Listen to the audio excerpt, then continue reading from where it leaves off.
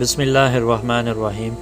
کفار مکہ کے ظلم سے مجبور ہو کر جب چند صحابہ کرام نے مکہ سے ہجرت کی اور ملک حبشہ تشریف لے گئے تو وہاں بھی ان کفار نے تعقب کیا اور اپنے لوگوں کو بھیجا کہ جا کر حبشہ کے بادشاہ سے ان مسلمانوں کی شکایت کریں اور وہاں سے ان کو مکہ واپس لوٹنے پر مجبور کریں۔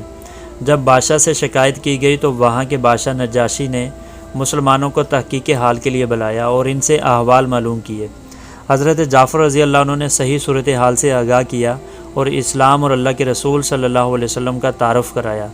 بادشاہ نے پوچھا کہ اس نبی پر کیا اللہ کی طرف سے کوئی کلام بھی نازل ہوا ہے؟ حضرت جعفر رضی اللہ عنہ نے اس موقع پر سورۃ مریم کی آیات کو پرسوز انداز میں تلاوت کیا۔ پھر دربار میں جب حضرت جعفر رضی اللہ عنہ نے تلاوت کی تو ایک طرف بادشاہ پر گریہ طاری ہو گیا، دوسری طرف تمام درباری لوگوں پر بھی گریہ طاری ہو گیا۔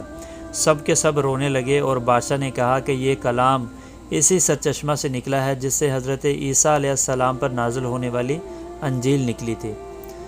تو گائز یہ ہے قرآن کا اثر۔ اللہ تعالیٰ سے دعا ہے کہ اللہ تعالیٰ ہمیں بھی قرآن مجید کو سمجھ کر پڑھنے کی توفیق عطا فرمائے۔ دوستو ہمارے چینل کو سبسکرائب کر لیں اور بیل آئیکن کے بٹن کو پریس کر لیں تاکہ ہر انفارمیٹیو ویڈیو سب سے پہلے آپ کو مل سکے۔